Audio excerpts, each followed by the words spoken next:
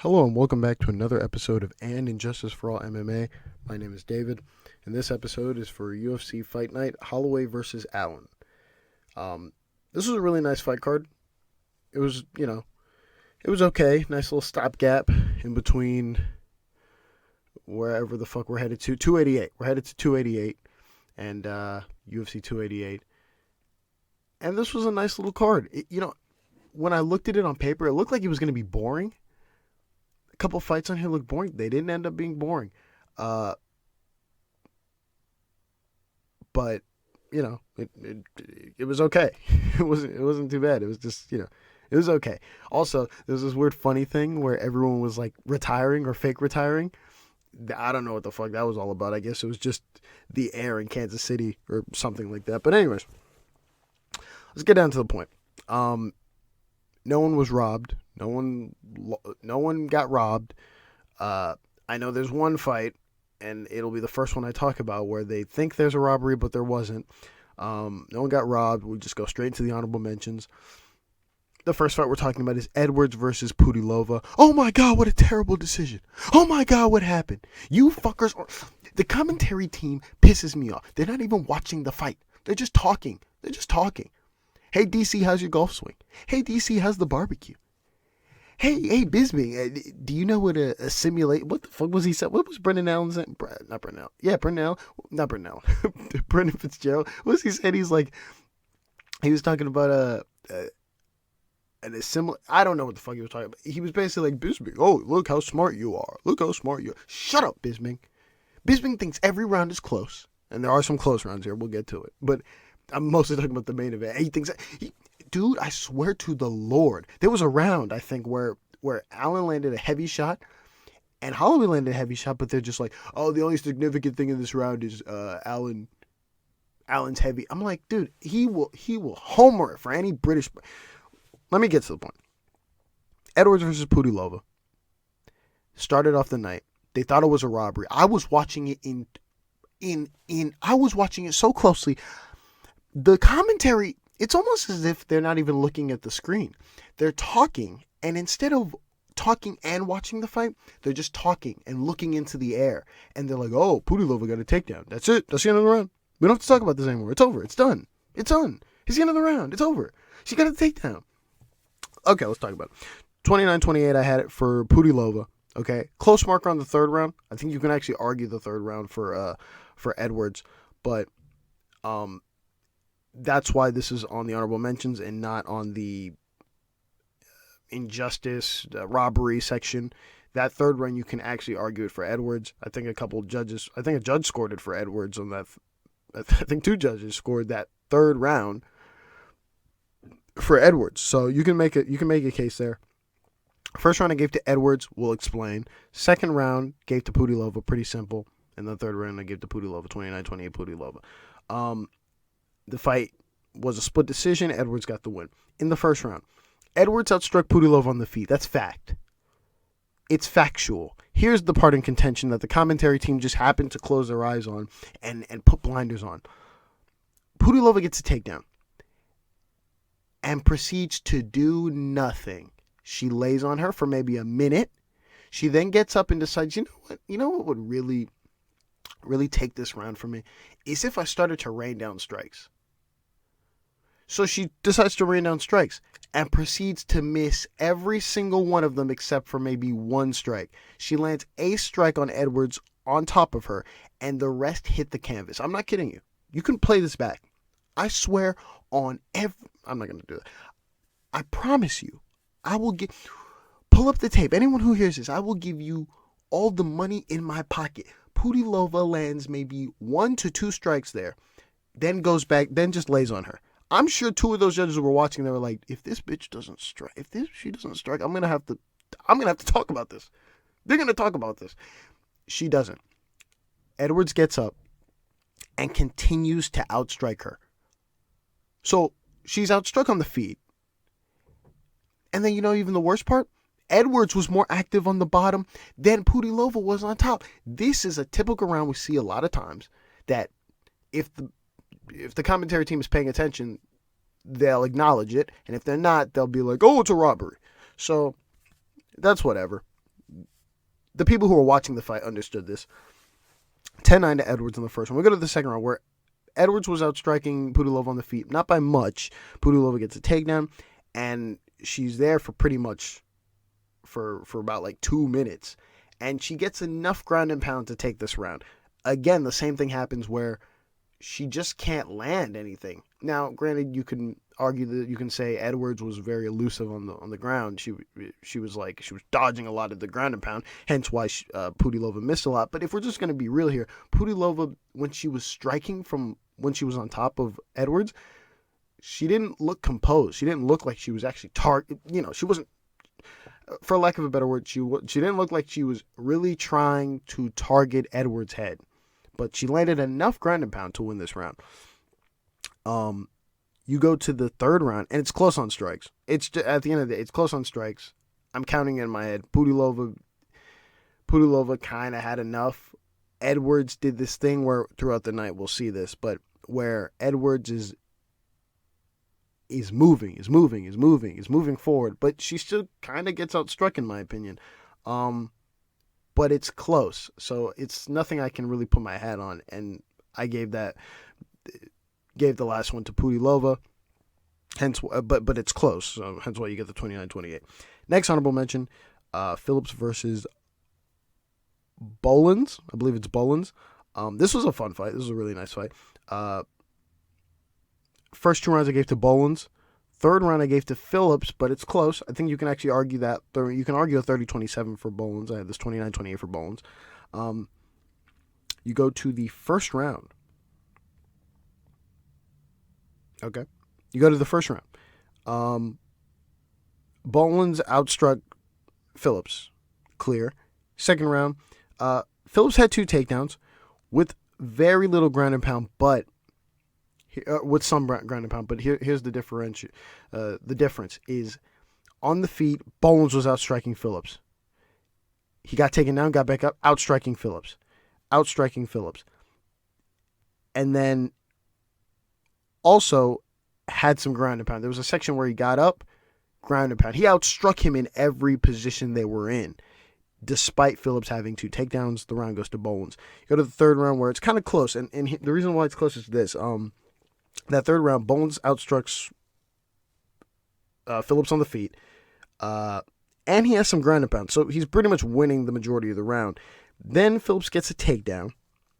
All right, Phillips gets a takedown, and the reason why you can argue this for Bolanos is because I want to say in the last maybe a minute 30, he just takes down Bolanos and then lands like, I don't want to be disrespectful and call them pot shots, but he lands a little bit of ground and pound, and he kind of just stays that way and just continues landing ground and pound consistently. But they're not heavy ground and pounds like he was on top. He has his back and he's landing it from a backwards angle. And he just continues to just hit Bolanos in the face while having his back. It's not as though these strikes were heavy. They were kind of just annoyances. They were almost like heavy annoyances. But he did that for a big chunk of the round, and it's not as though, yes, Bolanos was outstriking Phillips on the feet, but not by a huge margin, and that's why I gave it to Phillips. But I think you can argue that third round for Bolanos, you can argue a 30-27 there. Oh, crap, I almost forgot to read off the judges' scorecard. Please bear with me, but in that Jocelyn Edwards fight, Ross Swanberg had it 10-9 in the first. The second round, he gave the second to Pudilova, and then he gave the third to Edwards. Understandable. That's fine. Henry Gurry, his scorecard reflects mine. And then David Hoyt, his scorecard reflects Ross Swanberg. Aaron Phillips, Gaston Bolanos. I think I said Bolanos. Bolanos. I'll read the scorecards. Travis Buking had it 29-28. He gave the middle round to Phillips. That's an honorable mention there. Nonsense. He gives the second round to Phillips. he basically counted the 2 takedowns and the very little ground and pound he had, as opposed to Phillips being outstruck the entire round. Nonsense. Honorable mention there to Travis. And then Ross Swanberg and Henry Guri had a 30-27 for Bolanos. All right, sorry. Let's get back now. Next honorable mention: Vannata versus Zellhuber. Zellhuber, excuse me. I had a 29-28 for Zellhuber. 10-9 in the first and the third for Zellhuber. In that very first round.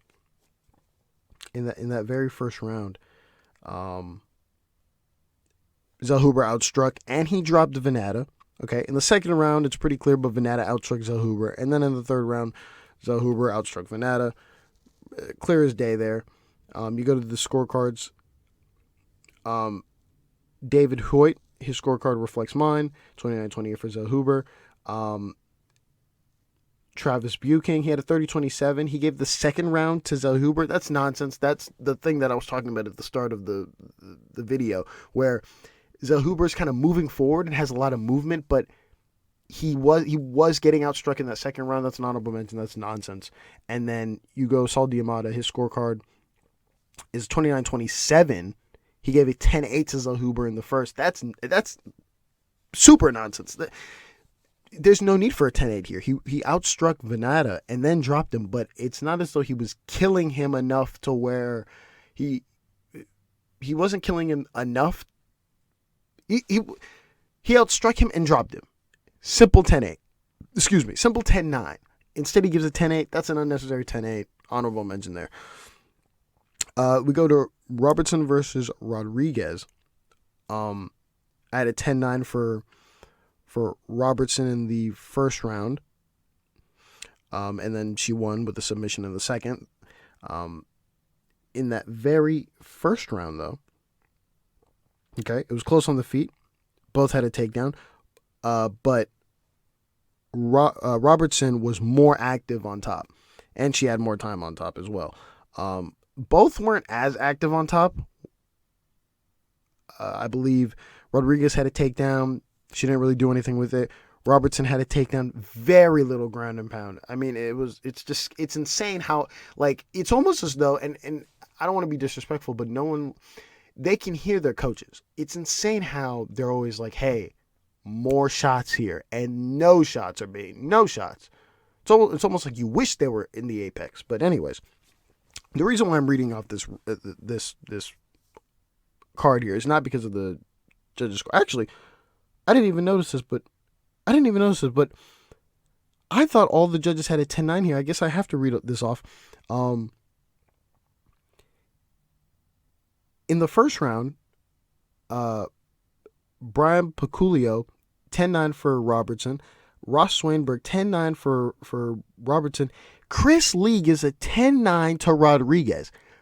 Nonsense. They were even on strikes.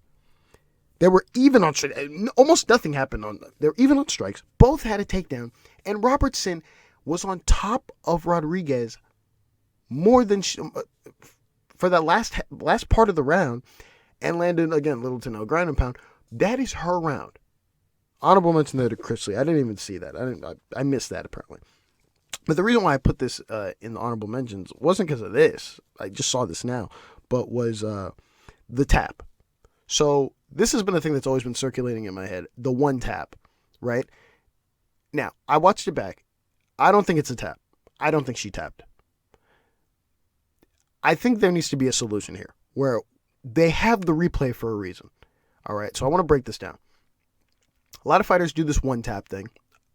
Biggest example is Andrei Arlovski versus Tom Aspinall, where Aspinall kind of just gets his back and Arlovski's just lazy and just does the disgruntled one tap. And I hate it. I remember when I saw it initially at the Apex, I was fucking pissed. I was like, you fucking dickhead. Fucking tap multiple times. All right? That's one. So that's a pet peeve, the one tap. Then second, the Bueno Silva thing, where Bueno Silva just lets go. I'm pissed at her. I'm not pissed at Edgar, because they keep saying, yeah, Ron McCarthy saw the tap. We don't give a fuck if Ron McCarthy saw the moon landing. We have to see the tap. Fuck Ron McCarthy. We don't care. We have to see it. We need to see the replay. We didn't see it. Nobody saw it but Ron McCarthy. So guess what? Edgar disputes it. Bueno's like, you tapped. We don't fucking know. There needs to be a solution for that. Now, that one's a little different. I guess they can just go with that. But there's the cases where, hey, in that certain case, Bueno Silva should not have let go. We see this if you watch a lot of old fighter interviews. It's, hey, when the ref grabs my hand, that's when I let go of the hold. That's when I let go of the submission, whatever. And these fighters are not doing that. Skip over to this fight where Robertson does the correct thing, which is she waits for the referee to basically pull her off. So she's not in the fault here. This is her win. Happy moment for her. Rodriguez is like, I didn't tap. And I believe her because her hand doesn't do the one tap like Arlovsky. Her hand, she just kind of shifts her hand like, oh my God, I'm flustered. Shifts her hand to the shin of Robertson. And then her hand didn't look like, the sub wasn't fully in. Now, from one angle, it looks like it's about to be bent. So it's kind of in. And then from another angle, it just looks like her whole entire arm is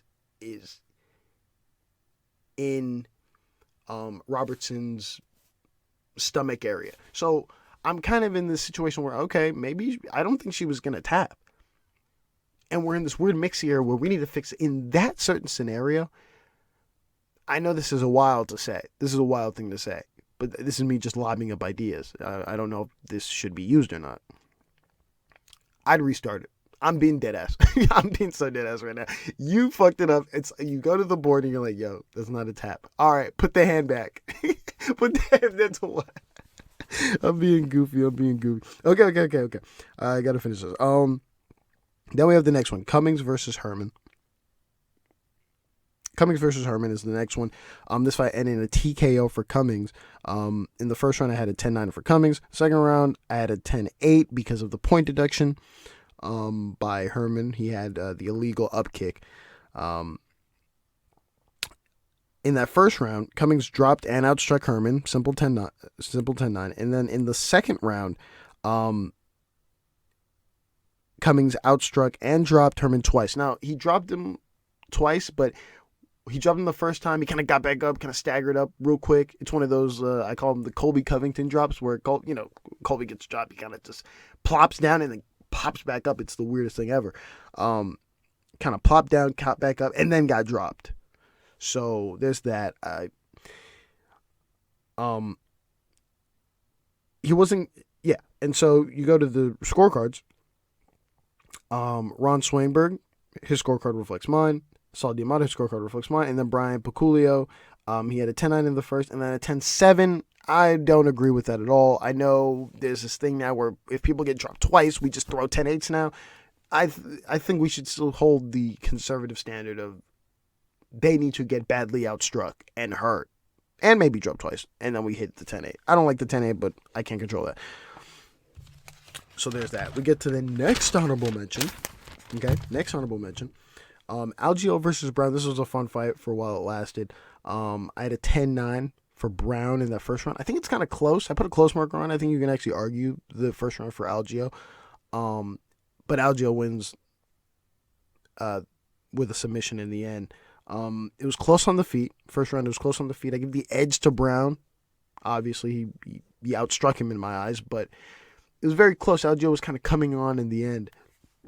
So, there's that. Go to the judges' scorecards. All three judges, David, Henry, Travis, all 10-9 for Brown. But yeah, it was close. A part of me felt like it was closer than it seemed. Next honorable mention is Munoz versus Gutierrez. This fight could have been scored many ways. Now, Gutierrez loses this. I had this 29-28 for Munoz. 10-9 in the first and the second for Munoz. 10-9 to Gutierrez in the third. I put a close marker on the second and the third round. In that first round, Gutierrez was outstriking Munoz on the feet. No. He outstruck him in total on the feet.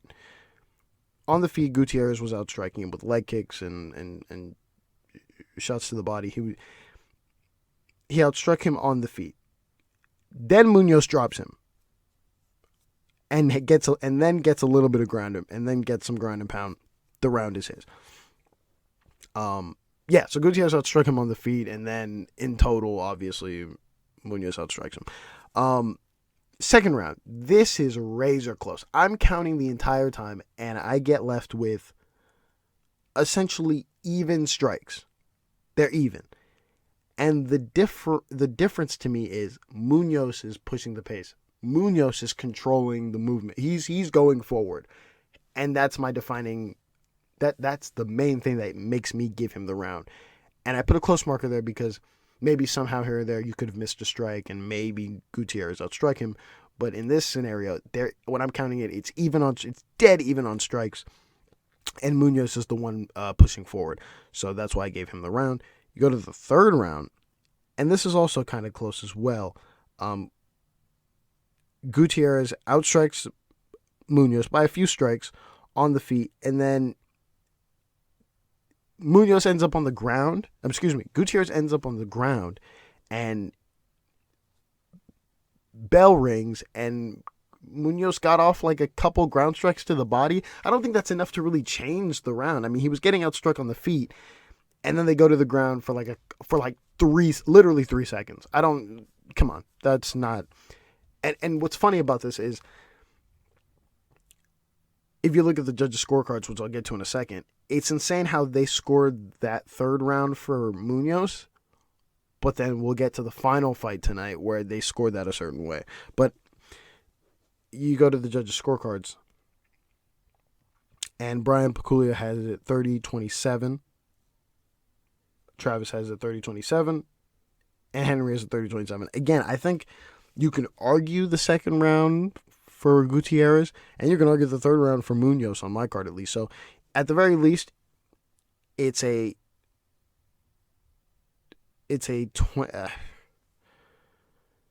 mean, if you want to be cute, it's a 30-27 at the highest for Munoz.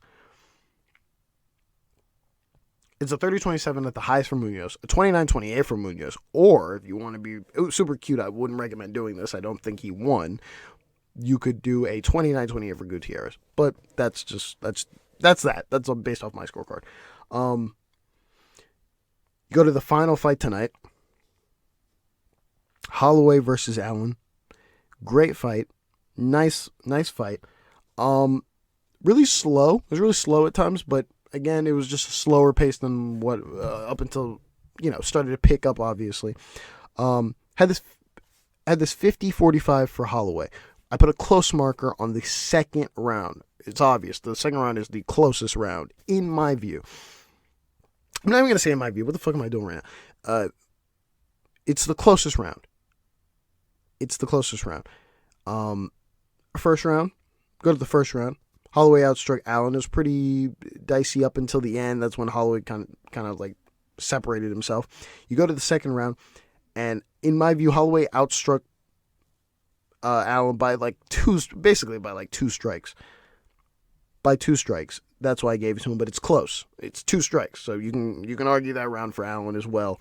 And then the third round, simple. Holloway outstruck Allen. Fourth round, Holloway outstruck Allen. And then we go to the fifth round, which I haven't looked at these scorecards yet, but if I think they're the way I think it is, I know it's stupid, because in the fifth round, Allen is outstriking Holloway. Not by a lot, not by a stupid margin, but he's outstriking him. And in the end, they decide to get into like a little last-minute brawl. And Allen gets dropped. It's a drop.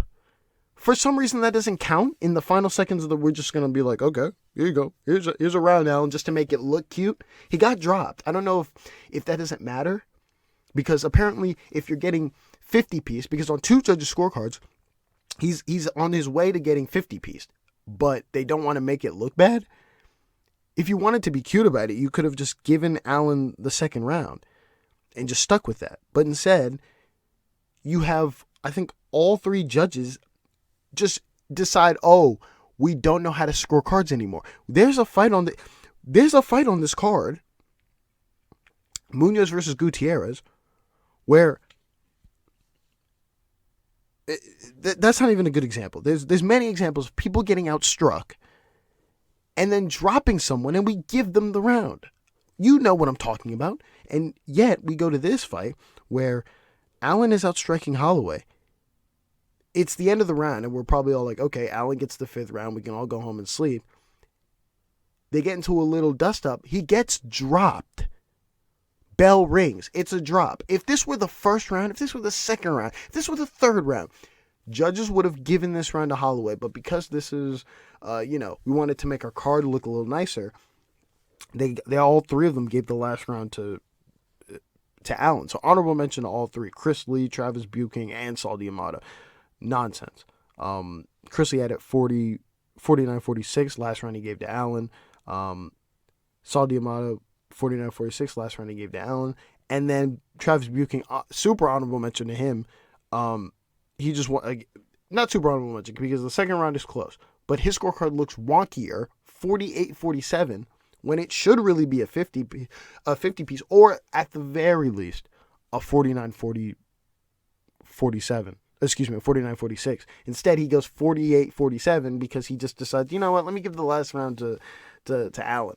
When, yes, he outstruck Holloway, but he gets dropped in the last second. That matters. That still matters. Whether it's second number 1, the middle part of the round, or the very last part of the round, that stuff still matters. So that's it. This episode is going to be late, but it is what it is. I'll get ready for Pavlovich versus Blades, and that's all I got. Thank you all for listening, and God bless.